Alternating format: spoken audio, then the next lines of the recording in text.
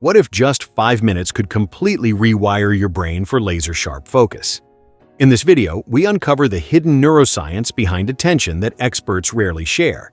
You'll discover how your brain's natural chemistry, dopamine, norepinephrine, and prefrontal cortex activation can be hacked with simple, science-backed techniques to instantly sharpen concentration, silence distractions, and supercharge productivity.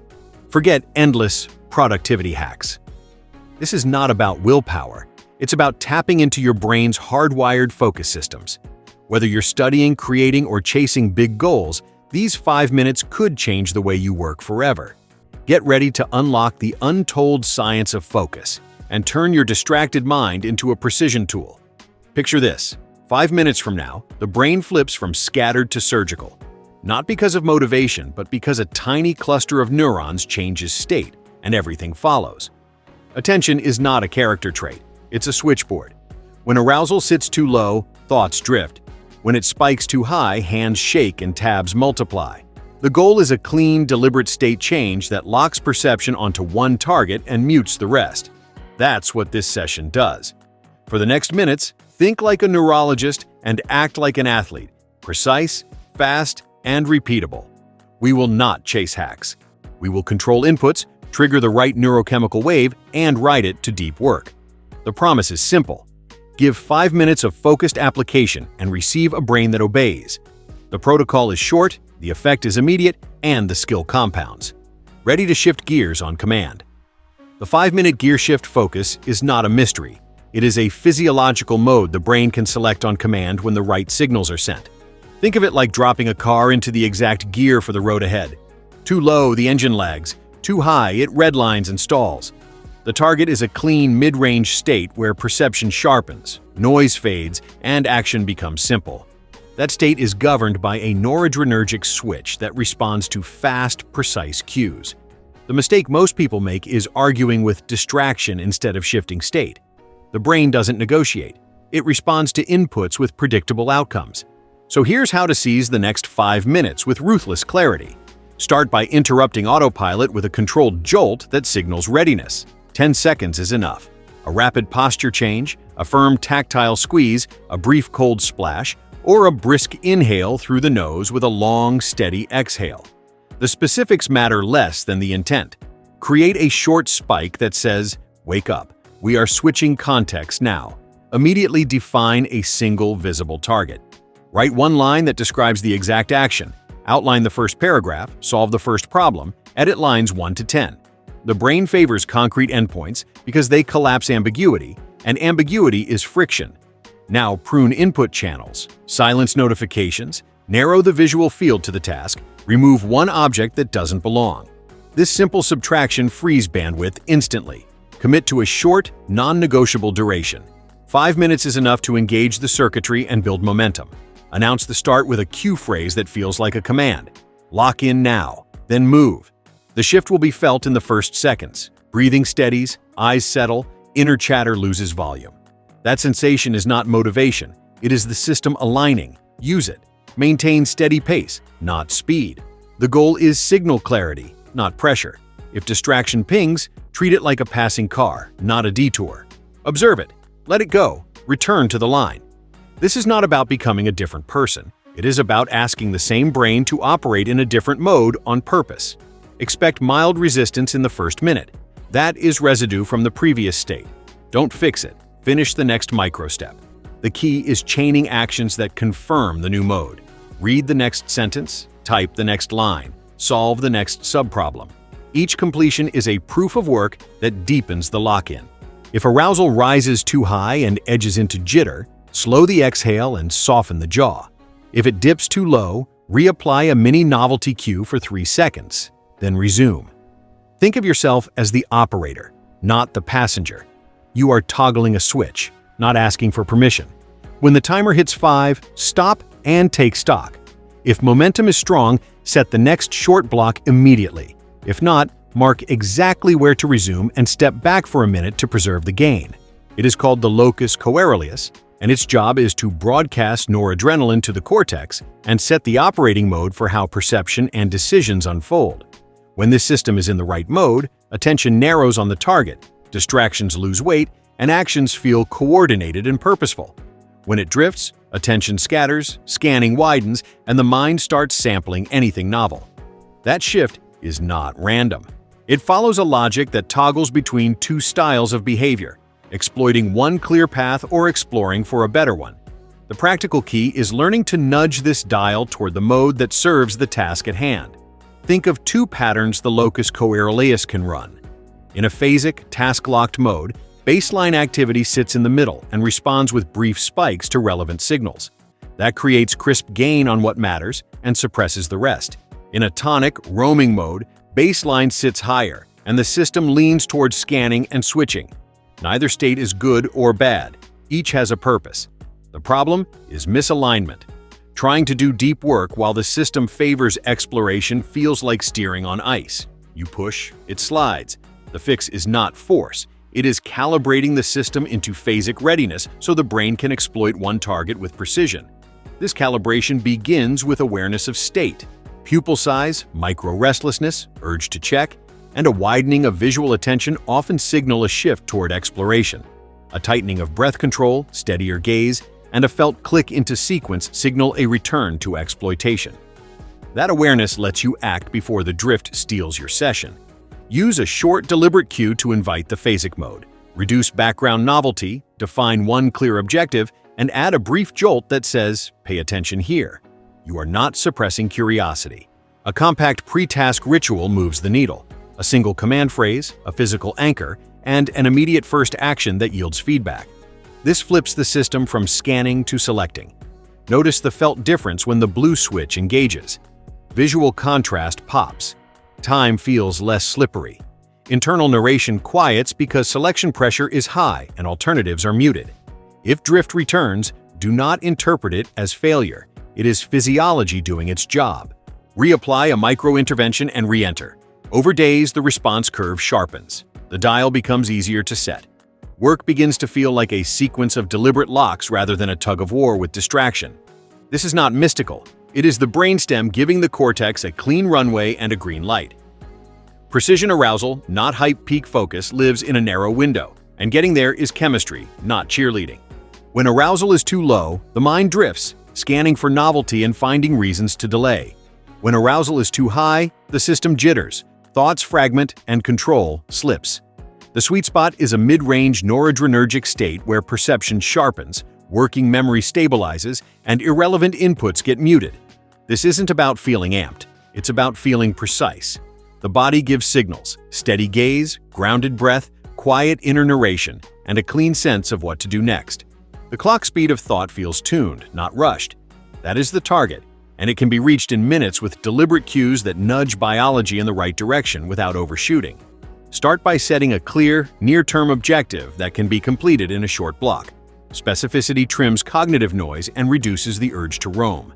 Then use a brief, controlled arousal lift to snap out of inertia. A brisk nasal inhale with a long exhale, a fast posture reset, a short burst of movement, or a cold splash to the face. Keep it under 15 seconds. The goal is a small spike that signals readiness, not a surge that floods the system. Immediately narrow the sensory field. Remove one visual distraction, silence a notification source, adjust lighting to reduce glare. Every subtraction is bandwidth reclaimed for the task. Keep the jaw soft and the tongue relaxed to prevent subtle tension loops that feed jitter. Begin working immediately after the cue. Do not wait for motivation to arrive. Action generates the proof of work that locks attention. Aim for fluent, not perfect. If a thought about something else pops up, mark it on a scratch pad and return to the line. This keeps the prefrontal cortex from task switching and preserves momentum. Treat the first 90 seconds as the on-ramp. Expect minor resistance. Ride it without commentary. The system will settle as the target representation strengthens and noise declines. If the mind starts zooming out, ask a single focusing question. What is the next visible step?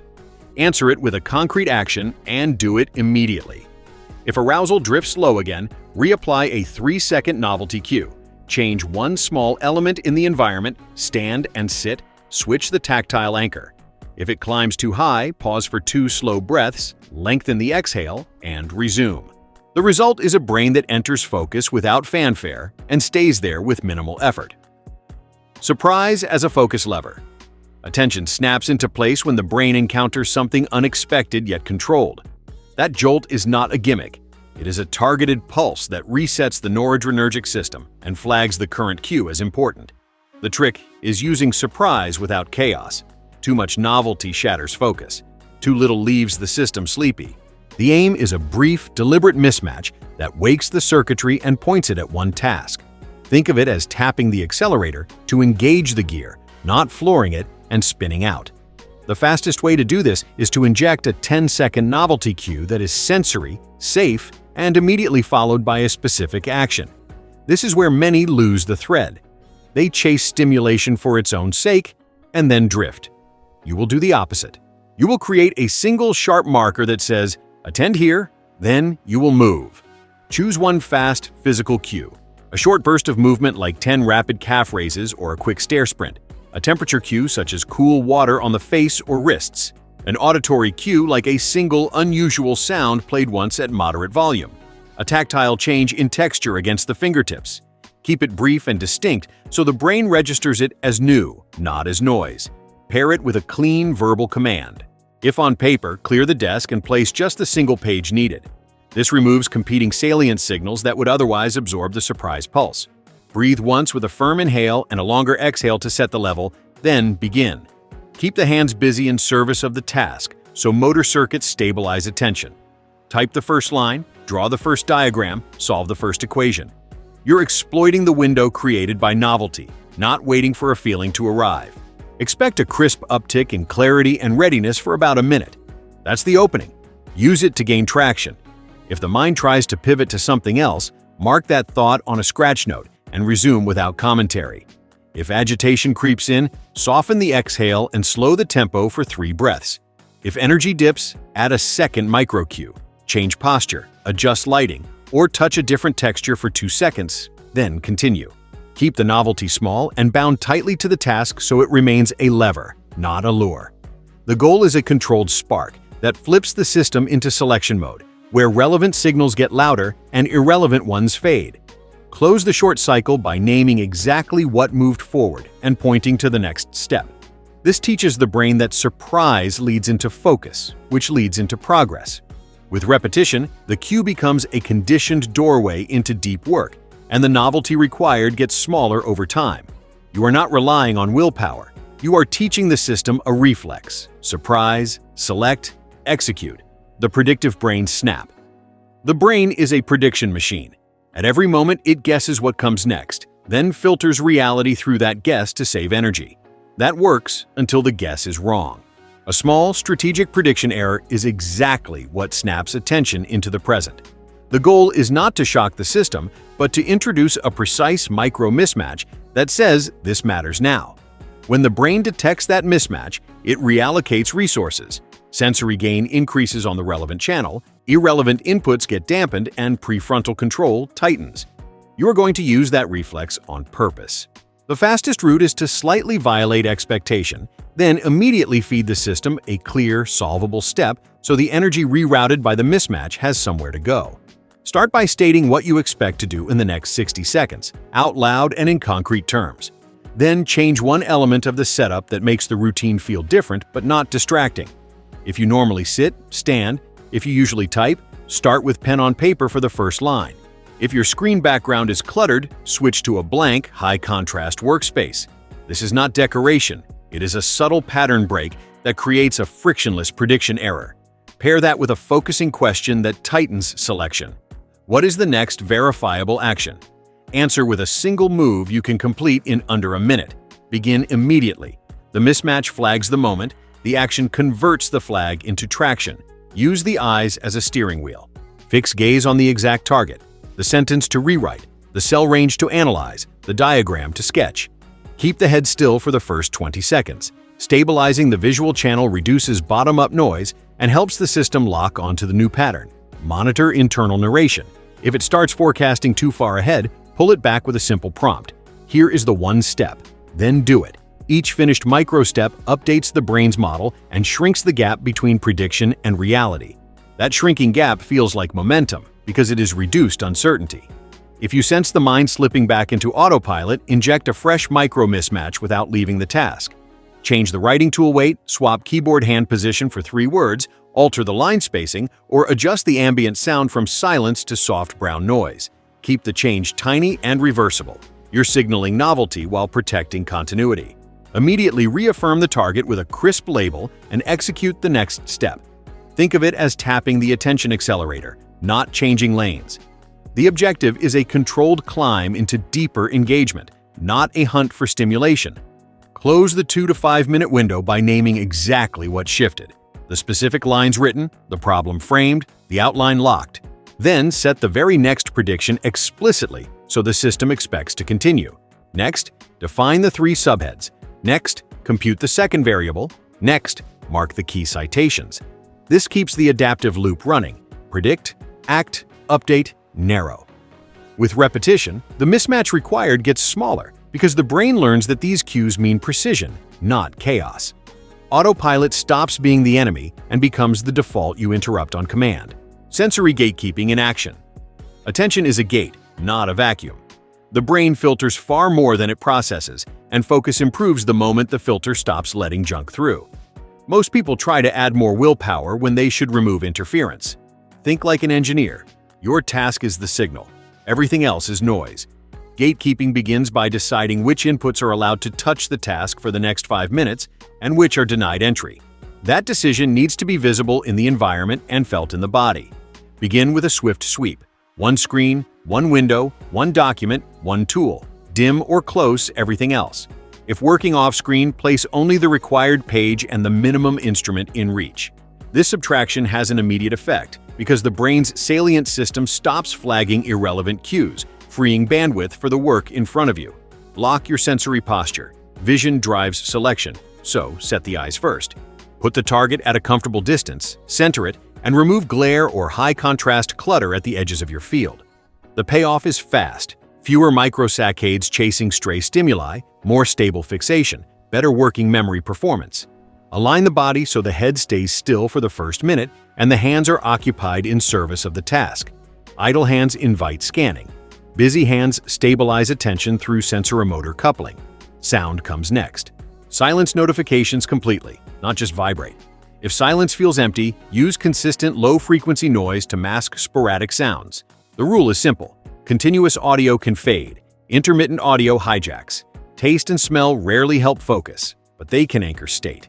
Use a neutral cue such as mint or unscented air and avoid sweet or strong smells that nudge arousal unpredictably. Give the gate a job with a 1-line brief. In the next 5 minutes, I only process what advances this single outcome. Read the line and begin. If a competing input appears, label it without judgment and route it out. Minimize eye movement toward it. Do not reach for it.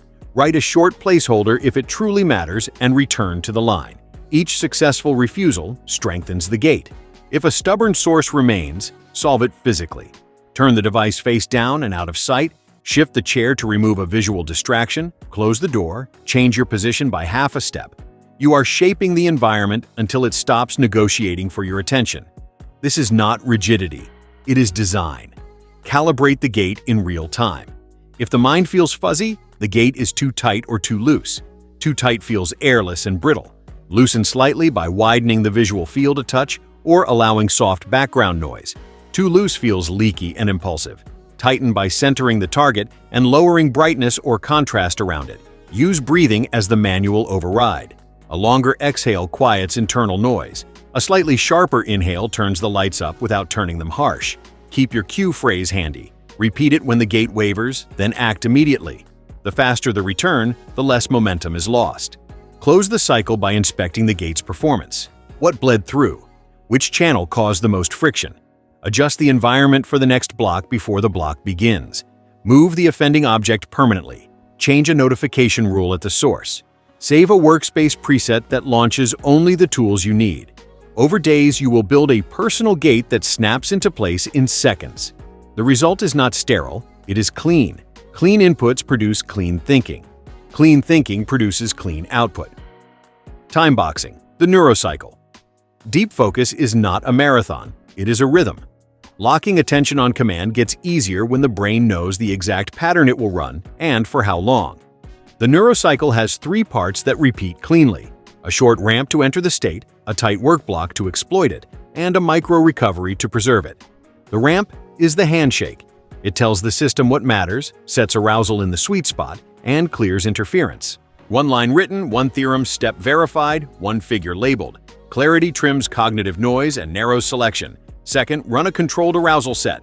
One brisk inhale, one longer exhale, a quick posture lift, and a 10-second novelty cue. This locks the noradrenergic level into that mid-range where input is crisp and reaction is steady. Now, gate the inputs. One window, one page, one tool. Read the outcome aloud once and begin. The ramp ends the moment the first real action is taken. Each small completion reinforces the lock-in, stabilizes working memory, and shrinks uncertainty. Ride a steady tempo, breathe quietly, keep the eyes on the target, keep the hands engaged. If arousal rises too high, lengthen the exhale for 2 breaths. If it drops, a 3-second micro cue resets it without breaking flow. Your only job is to stay inside the lane and let the model of the task sharpen with every line, symbol, or decision. End the block with a micro recovery that is short and specific. Stand or look away at a distance to relax accommodation. Roll the shoulders once, take one slow breath, then label exactly what moved forward and what begins next. This tiny audit converts output into reinforcement.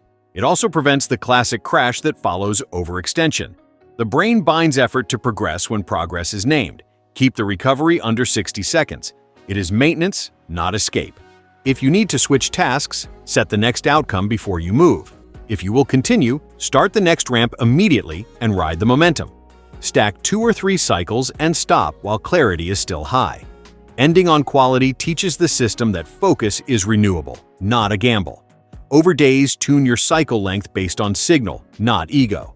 If you consistently wobble at minute 8, run 7-minute blocks and win them. If you hit a stable groove at minute 10, use it, and then protect it with a micro recovery. Consistency beats intensity. The cycle is a promise you can keep, and the brain rewards kept promises with faster entry, deeper lock-in, and less friction. Treat time as a tool you shape, not a threat you outrun. The cadence will carry you further than grit alone. The one-object reset. A stuck mind is rarely a motivation problem. It is a context problem. Assign it a job. When this object is in hand, all attention goes to one defined task. This is not superstition, it is state management. The brain links motor posture, tactile feedback, and intention. Done consistently, this becomes a conditioned bridge into work that bypasses debate. Start by clearing a small patch on the desk or table, no larger than a book.